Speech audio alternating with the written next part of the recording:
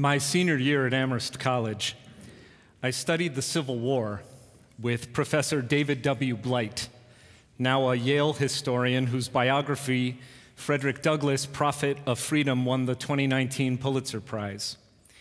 This summer, I found his Civil War class online as a free podcast, which I highly recommend, by the way. It's a reminder that we live in an age in which the boundless annals of human knowledge are only a click away. And at the same time, objective truth is under siege.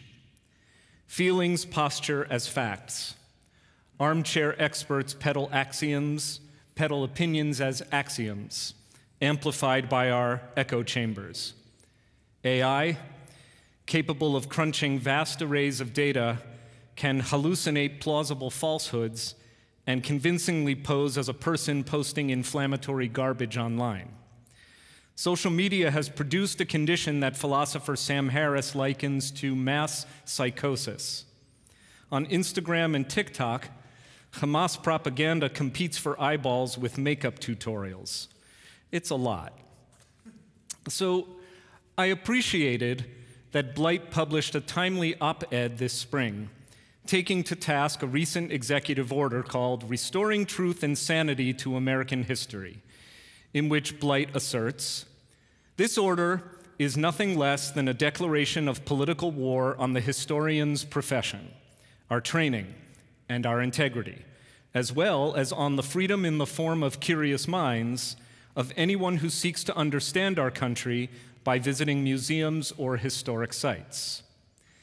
Even if you agree with some of the order's positions, he adds, do we want our cultural centers and repositories of America's history to be subjected to a litmus test that requires history to be presented in the most positive terms? Many Americans do care about the country's past, he notes. They can handle the truth, conflicts, tragedies, redemptions, and all. They actually prefer complexity to patriotic straitjackets. Well, I read this and I thought, well, can we? Do we? And then I recalled A Few Good Men, in which Jack Nicholson's Colonel Jessup roars at Tom Cruise's Lieutenant Kaffee, one of the iconic lines in cinematic history, and if you know it, you can join me, you can't handle the truth. So the title of my sermon this evening is, You Can't Handle the Truth, or Can You? Now, of course, no political party has a monopoly on truth or lies. Both sides have asked us to ignore our eyes and ears and brains, whether it's about our elected officials' fitness for office, the origins of COVID, or our nation's fraught history with indigenous peoples, slavery, civil rights, women's rights, anti-Semitism, the LGBTQ community, immigrants, this is a long list. Truth should not be beholden to political agendas.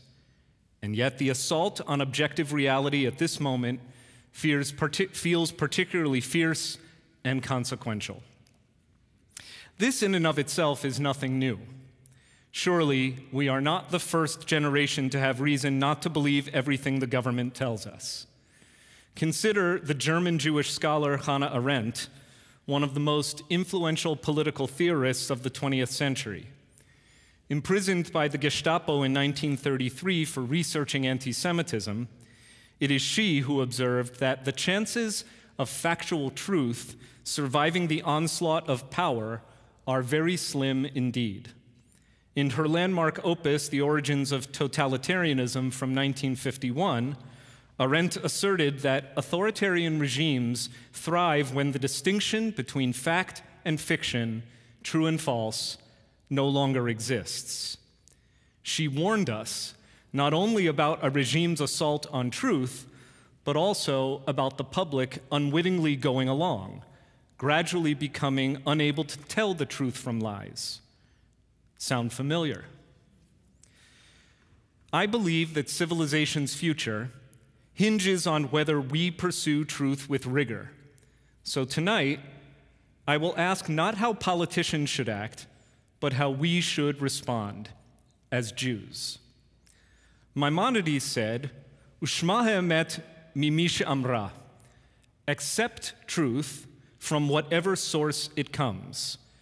A remark made in order to substantiate Maimonides' appeal not only to traditional Jewish wisdom, but also to philosophy and science.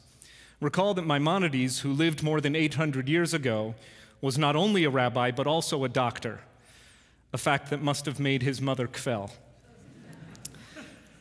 When religion and science clash, Maimonides taught, it is our understanding of religion that needs updating, not empirical truth. For him, pursuing truth was the ultimate religious act, glimpsing God's active intellect, the animating force of the universe. This echoes the signature prayer of the holy season that we will hear again tomorrow, Unetane Tokef, which twice invokes truth, the Hebrew word emet, in its opening verse. Your throne is established in truth. In truth, you are judge and plaintiff, counselor and witness. Many musical settings actually play up the word emet, truth, to underscore its centrality to the text and to Jewish theology. Fun fact, a few years back, a child born in our extended WRT family was actually given the name Emet to honor the commanding way in which Cantor Stephen Merkel of blessed memory used to sing Emet in the Unetane Tokef.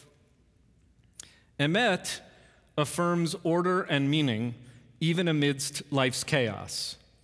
When a loved one dies, we say, Baruch Dayan HaEmet, blessed are you, judge of truth, which acknowledges death as part of God's eternal true plan.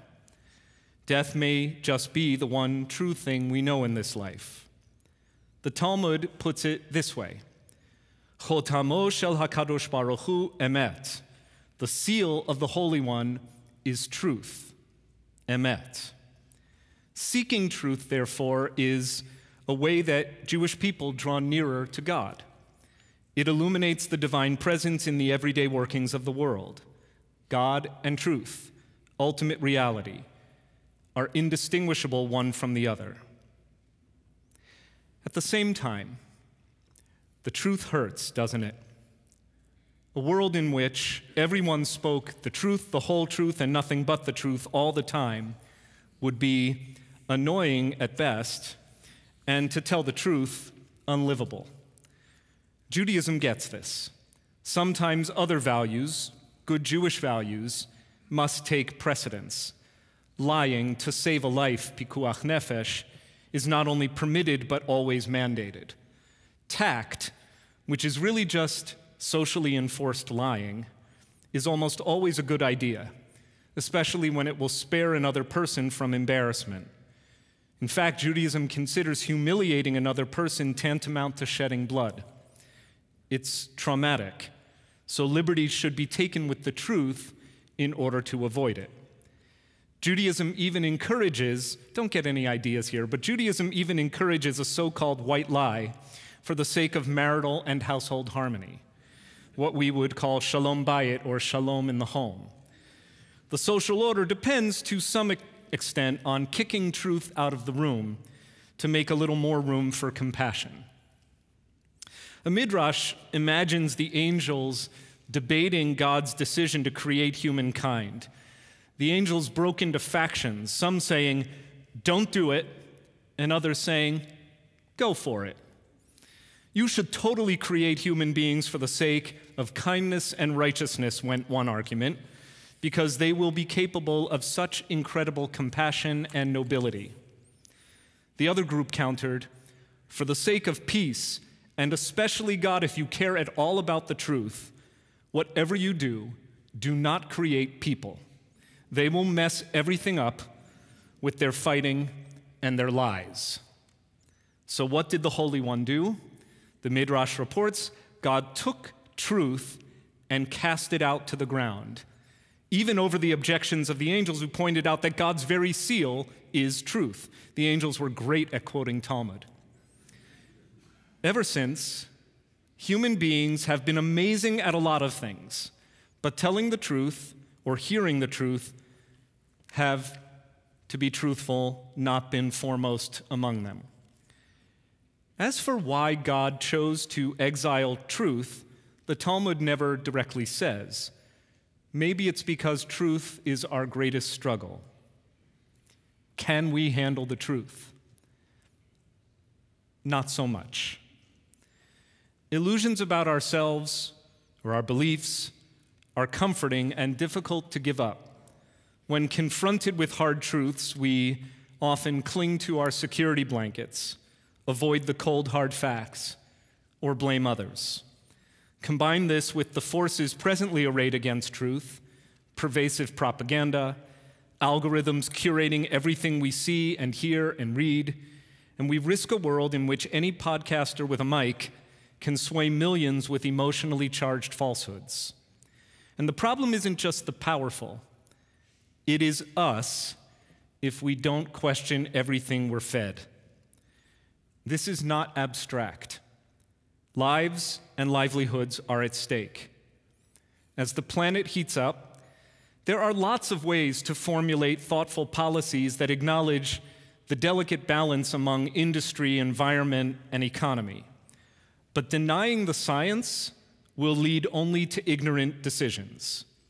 When conspiracy theorists with no medical training whatsoever dismiss accepted science, the best of our intellectual capital will be alienated and choose to bring their skills elsewhere.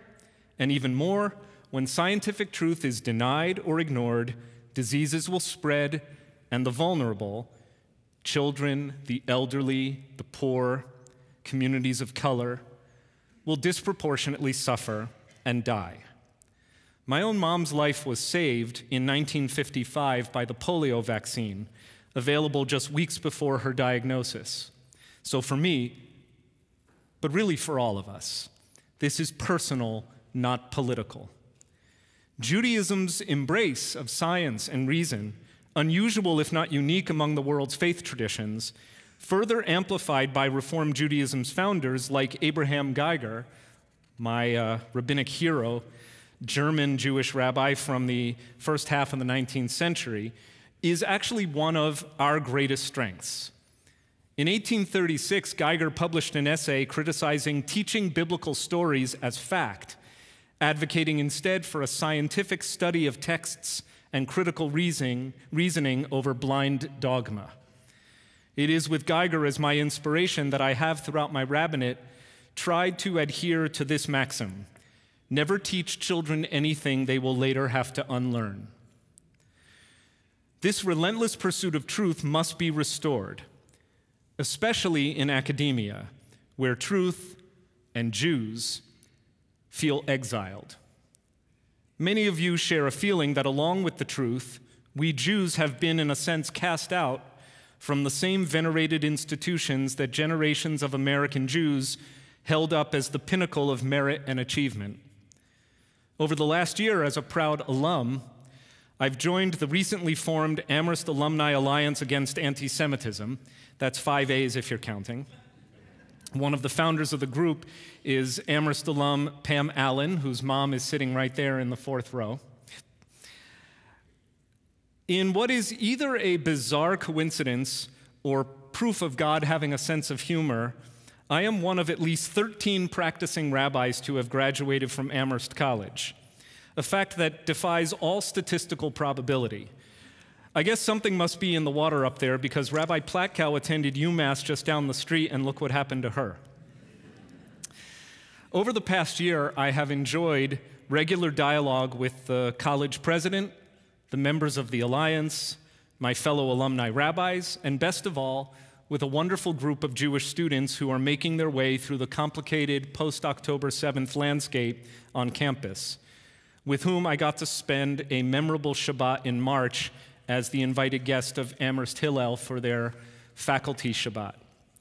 That visit bolstered my hope in the next generation of Jewish learners and leaders.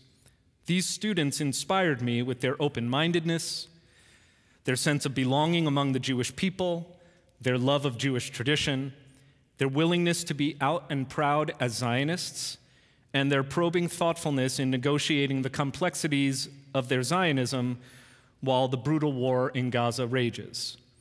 If these students represent our future, even in part, we ought to devote our energies to strengthening their resolve and giving them more opportunities to thrive on campus as Jews and Zionists, and not fall into panic or despair. And thanks to the concerted efforts of concerned alumni, positive steps taken at Amherst include the board rejecting divestment from Israel, adopting clearer protest policies, and holding mandatory trainings and faculty workshops on anti-Semitism. But challenges remain. Amherst has a small Jewish student body, few Jewish studies faculty, and no Jewish studies major. And it kills me, by the way, because Williams has one. A course on the history of Israel has not been offered at Amherst since 2016. Moreover, a narrative that pervasively frames Israel as a settler colonial state can be found across curricula, as it can on most American university and college campuses, including at Amherst in my beloved English department. Truth emerges through repeated testing, skepticism, rigorous research, and refining ideas based on evidence. So without a robust exposure to viewpoint diversity, how could students ever hope to test ideas to find truth? Now, reviving truth, justice, and the American way on our campuses shouldn't involve government overreach, much less financial penalties that harm research and exploit anti-Semitism for partisan ends. Instead, alumni like us can hold our institutions accountable. We can interrogate curricula, support Jewish students, and demand rigorous debate. What I've learned from my experience over the last year is that any one of us who cares about what's happening on the campuses where we once studied or where our children and grandchildren presently attend has the ability to get involved and insist that our academic institutions focus their mission on the pursuit of truth. So I'll ask it again. Can we handle the truth? Out there, truth is under relentless assault. In the halls of academia, where facts are twisted to fit the ideological agendas of the left. In the public square, where today they are subjugated to the ideological agendas of the right. And of course, online, where facts are just twisted. But the battle for truth begins not out there, but in here. And on Yom Kippur, as we turn inward in Teshuvah, we confront hard truths about ourselves, flaws we'd rather not bring to light, the unspoken regrets, all the ways in which we've missed the mark. No hiding, no excuses, just the truth.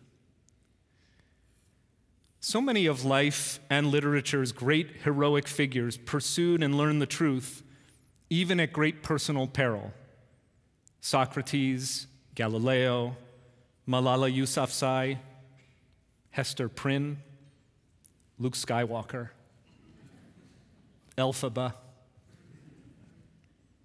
So many tragic figures just couldn't handle the truth to their ultimate ruin. King Saul, King David, King Lear. It's a lot of kings, come to think of it. Javert, Madame Bovary, Michael Corleone. And now it's Yom Kippur, the day to face the truth. It's in the unfiltered, unflinching, inward gaze that true growth begins, paving the way for repentance, renewal, and a heart made whole. Then we can emerge with integrity made stronger, our deeds more aligned with our values, ready to carry the light of our truest selves into a new year and a world starving for honesty. After all, we can't really expect truth out there if we won't face the truth in here. When the angels saw that God, putting together all the pieces that would build a human being, had cast truth out, they protested. You would undermine your very byword, your seal? And then they begged God to take truth back. They screamed into the cosmic void, Ta'aleh met min ha'aretz, let truth rise up from the ground. This year, let's help our better angels make this prayer come true. Let's recommit to help truth rise up from the ground.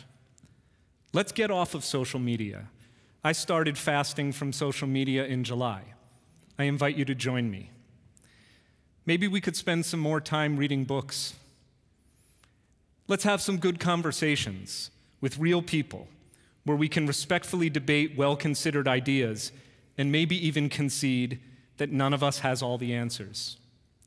Let's be more willing to hear the truth even when we don't like the source. Let's look in the mirror and face what we see. Let me leave you with one of the truest things I know. It comes from my considerable experience driving to Jewish cemeteries across the tri-state area.